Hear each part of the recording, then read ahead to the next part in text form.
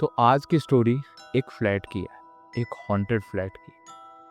इस स्टोरी में जो लड़का है उसका नाम रोहित है, जो एक बहुत बड़ी आईटी कंपनी में जॉब करता था। लेकिन उसको एक और अच्छा ऑफर आया। वो ऑफर आया मुंबई से। रोहित दिल्ली का रहने वाला था, लेकिन मुंबई की उस बड़ी आईटी कंपनी के ऑफर से उसने सोचा कि अब उसे मुंबई शिफ्ट होना चाहिए। वो मुंबई शिफ्ट होने के लिए तैयार हो गया और वो मुंबई चला आया। मुंबई में उसे घर भी बहुत सस्ता मिल गया था। जब उसे पता चला कि 402 आधे दाम में मिल रहा है, तो वो बहुत ज़्यादा खुश हो गया और उसने डील पे साइन कर दिया था। कहा था कि मैं गारंटी इस घर को लूँगा, और रेंट पे रहने के लिए मान गया था। रॉनी जैसे ही अपने ऑटो में बैठता है और भैया को एड्रेस देता है, तो भैया पूछते हैं, भैया उस बिल्डिंग में आपको कौन से फ्लैट में जाना है? क्योंकि ऑटो वाले भैया भी कंफर्म कर रहे थे कि रॉनी कहीं 402 में तो नहीं जा रहा। ऑटो वाले से जैसे ही रॉनी बोलता है कि भैया वहाँ पे मैंने एक नया फ्लैट लिया है 402, ऑटो वाले भैया अचानक से ऑटो रोक देते हैं। और उस चीज़ को देख के रॉनी थोड़ा शॉक हो जाता है कि क्या हो गया भैया। ऑटो वाला कहता है कि भैया उसमें मत जाना, वो फ्लैट हॉन्टेड है। तो रोहित कहता है कि भैया ऐसा नहीं होता, आजकल भूत वूत कहाँ होता है। तो ऑटो वाले भैया बोलते हैं कि भूत वगैरह होता है साहब, उसमें 10 साल में आज तक जो भी रहा है वो सब चले गए। एक्चुअली वो बिल्डिंग और वो फ्लैट बहुत ज़्यादा फेमस था। ये बिल्डिंग बनाई गई थी 1965 में, जो आज भी मजबूती से खड़ी हुई थी। लेकिन पिछले 10 सालों में जो भी उस फ्लैट में रहा टिक नहीं पाया। न जाने उसके साथ क्या हो जाता, लेकिन वो भाग जाता। रोहित ने ऑटो वाले भाई से बोला कि आप चलाओ ऑटो, मैं वहाँ पहुँच के देखूंगा क्या है क्या सीन। वैसे ऐसा कभी होता नहीं है, हॉन्टेड जैसा कुछ भी नहीं होता। और ये बोल के ऑटो वाले भैया को कन्विंस कर लिया। ऑटो वाले भैया चलाने लगे। ऑटो वाले भैया ने उसे वहाँ पे छोड़ा और फिर रोहित अंदर गया। रोहित ने जाके गार्ड को बोला कि ऐसे ऐसे मेरे को नया फ्लैट चाहिए। तो गार्ड ने बोला कि आपको कौन सा फ्लैट चाहिए, कौन सा मालिक ने फ्लैट दिखाने को बोला है। तो गार्ड से बोलता है वो 402। जैसे गार्ड 402 का नाम सुनता है, गार्ड शॉक हो जाता है। काका उससे बोलते हैं कि बेटा आप उस फ्लैट में मत जाओ, वो फ्लैट सेफ नहीं है। तो रोहित फिर गहरी सांस लेता है और बोलता है, अभी ऑटो वाले भी यही बोल रहा था कि फ्लैट सेफ नहीं है, अभी आप भी बोल रहे हो। तो फ्लैट सेफ नहीं है तो फ्लैट बनाया क्यों गया है? रहने के लिए ना। तो मुझे कुछ नहीं होगा, आप मेरे को चाबी दे दो या फ्लैट दिखा दो, मेरे को कोई प्रॉब्लम नहीं है। ये चीज़ रोहित उन्हें बोलता है। गार्ड वाले काका भी मान जाते हैं और उसे ऊपर ले जाते हैं। अब वो धीरे धीरे स्टेयर्स चढ़ता है, वो देखता है जो घर वाले लोग हैं वो बाहर खड़े हैं और रोहित को अंदर जाते हुए देख रहे। काका फिर वार्न करते हैं, लेकिन रोहित नहीं मानता।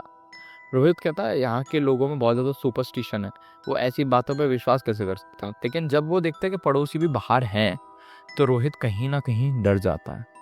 बट वो सोचता है कि अच्छे और सस्ते में मिल रहा है, ले लेना चाहिए, और साइन करके अंदर आ जाता है। जब वो अंदर आता है तो उसे सब माहौल नॉर्मल लगता है। उसे कोई दिक्कत नहीं होती, उसे कोई प्रॉब्लम नहीं होती, वो मस्त रह रहा होता है वहाँ पे। पहला दिन निकल जाता है, पहली रात भी निकल जाती है, उसे कोई प्रॉब्लम नहीं होती। रोहित की दूसरी रात में हादसे होना शुरू हो जाते हैं। उन हादसों की शुरुआत होती है जब वो सो रहा होता है। रोहित जब सो रहा होता है तो उसे अचानक से बाथरूम में शावर चलने की आवाज़ आती है। जैसे ही शावर चलता है, रोहित उठता है और फिर शावर को बंद कर देता है। वो सोचता है कि शायद चला के भूल गया होगा, और फिर जाके फिर सो जाता है। फिर थोड़ी देर बाद उसे टीवी चलने की आवाज़ आती है। जब वो हॉल में जाता है तो वो कहता है ये टीवी कैसे चलने लगे। फिर इग्नोर कर देता है उस चीज़ को और फिर टीवी बंद करके प्लग निकाल के सो जाता है। अगले दिन क्या होता है कि उसका दिन ऑफिस में बीतता है पूरा।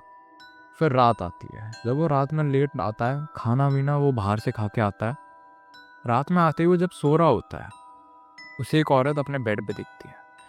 वो अपने बाथरूम में जाके आंखें धोता है, और जब वापस आता है तब वो ध्यान से देखता है कि वहाँ पे कोई भी औरत नहीं है। तो वो सोचता है यार उसे क्या क्या वहम आ रहे हैं।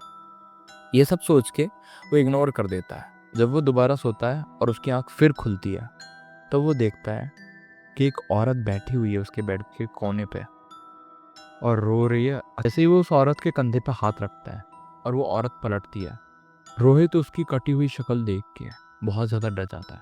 उस औरत के यहाँ से लेकर यहाँ तक पूरा निशान था, और वो औरत बहुत ज़्यादा भयानक लग रही थी। उस औरत को देख के बहुत ज़्यादा रोहित डर जाता है और समझ नहीं पाता कि क्या करे। अब इस चीज़ से डरने के बाद वो भागता है उस कमरे में से निकल के। और अचानक से मेन गेट पे जाता है, लेकिन मेन गेट का दरवाज़ा बंद हो जाता है। मेन गेट के दरवाजे बंद होने के बाद वो देखता है कि उसी कमरे में से जिसमें रोहित सो रहा था वो औरत निकल के आती है, और वो औरत निकल के आके बोलती है कि मेरे घर से निकल जाओ, अभी इसी वक्त मेरे घर से निकल जाओ।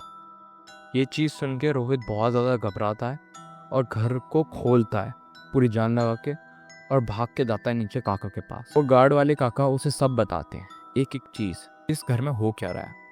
11-12 साल पहले इस घर में एक नई लड़की आई थी जिसकी नई नई शादी हुई थी। उस लड़की का नाम था नैना। नैना को उसके हस्बैंड ने बाथरूम में काट के धीरे धीरे फ्लश कर दिया था, और जो उसकी बॉडी के बड़े पार्ट्स थे उनको उसने गार्बेज बैग में ले जाके बाहर कहीं फेंक के आया था। जब पुलिस को इस चीज़ का पता लगा तो पुलिस ने उसके हस्बैंड को अरेस्ट कर लिया और जेल भेज दिया। नैना की फैमिली को कोई नहीं था क्योंकि नैना अनाथ थी, लेकिन जब पड़ोसियों को भनक हुई कि इस घर में बहुत टाइम से नैना दिख नहीं रही है, तब उन्होंने कंप्लेन लिखाई और तब इस चीज़ का पता लगा। अगली सुबह रोहित उस फ्लैट में जाता है और फ्लैट में जाके चेक करता है। वो फ्लैट पूरा नॉर्मल होता है। उस फ्लैट में घुसता है, अपना जल्दी जल्दी सामान सारा पैक करता है, और पैक करने के बाद जैसे ही निकल रहा होता है वो गलती ये करता है कि वो बाथरूम जाके चेक कर लेता है।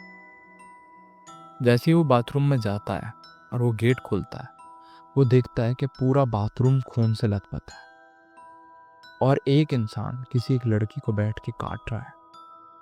इस भयानक चीज़ को देख के वो बहुत ज़्यादा डर जाता है और भागता है चिल्लाता हुआ। जैसे वो मेन गेट की तरफ जाता है, इस बार मेन गेट बंद हो जाता है और कोई भी रोहित की आवाज़ नहीं सुन रहा था, क्योंकि रोहित बहुत तेज चिल्ला तो रहा था, लेकिन बाहर वाले उसकी आवाज़ सुन नहीं पा रहे थे।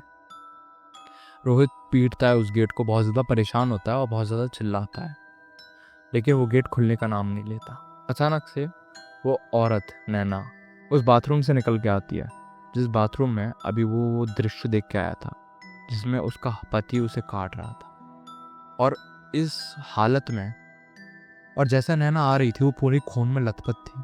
उसके सर पे और चेहरे पे बहुत ज़्यादा चोटें थी और कटने के निशान थे।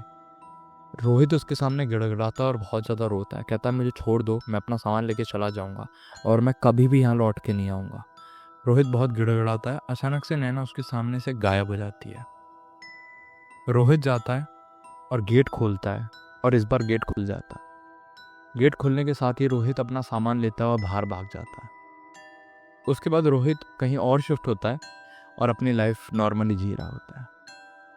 कुछ टाइम के बाद उस फ्लैट में एक फैमिली दोबारा आती है रहने को। गार्ड फिर मना करता है कि इस फ्लैट में मत जाना, कोई दिक्कत हो जाएगी, आप समझो इस फ्लैट में मत जाना। अभी एक लड़का कुछ हफ्ते पहले ही इस फ्लैट को खाली करके गया है, उसका नाम रोहित था।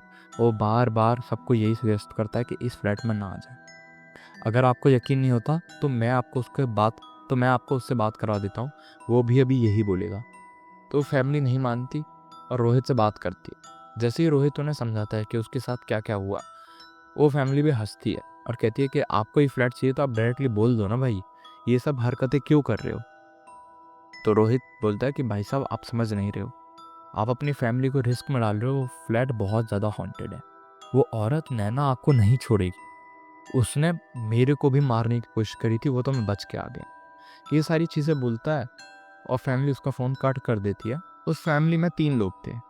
एक लड़की जो करीब 18-19 साल की होगी, उसमें उनका पति और उनकी वाइफ, लड़की की माँ और लड़की का बाप, मतलब ये तीनों लोग थे। जैसे ये जाते हैं फ्लैट देखते हैं और सोचते हैं कि इसमें शिफ्ट होना चाहिए कि नहीं, घर देखने आते हैं एक्चुअली, वो मतलब शिफ्ट होने नहीं आए थे, बस घर देखने आए थे। तो लड़की जैसी बाथरूम में जाती है, वो देखती है कि बाथरूम पूरा खून से लथपथ है और वो बहुत तेज़ चिल्ला गया। उसकी चीखें सुन के माँ बाप जैसे आते हैं तो बोलते हैं कि बेटा इसमें तो कुछ भी नहीं है, तुम चिल्लाई क्यों। तो बोलते पापा यहाँ पे खून है इतना सारा, आपको दिख नहीं रहा। बार बार बोलती है कि मैं इस फ्लैट में नहीं रहूँगी, रोहित सही कह रहा था, आपको समझ नहीं आ रहा है, वो बंदा सही कह रहा था, आप मानो पापा मैं यहाँ नहीं रहूँगी। वो बोलते हैं कि बहुत सस्ते मिल रहा है बेटा, यहाँ रह लेते हैं, लेकिन वो लड़की उनकी बात नहीं सुनती और जारी होती है। जैसे वो तीनों इस घर से बाहर निकलते हैं, अचानक से खुद ही दरवाजे बंद हो जाते हैं और अंदर से एक आवाज़ आती है, मेरे फ्लैट से चले जाओ, ये घर मेरा है, ऐसे करके एक औरत की आवाज़ आती है और सब डर जाते हैं और वहाँ से चले जाते हैं। उसके बाद उस फ्लैट में कौन आया कौन नहीं आया ये तो नहीं पता, लेकिन ये ज़रूर पता चल गया है कि 402 फ्लैट हॉन्टेड है। तो आज की स्टोरी बस इतनी ही। अगर आपको आज की स्टोरी अच्छी लगी तो वीडियो को कीजिए लाइक, इसको कीजिए शेयर और चैनल को कीजिए सब्सक्राइब। अगर आपके पास भी कोई हॉन्टेड या हॉरर किस्सा हो या स्टोरी हो तो आप मुझे ईमेल पे भेज सकते हैं या मेरी इंस्टा आईडी पे भेज सकते हैं। Thanks for watching.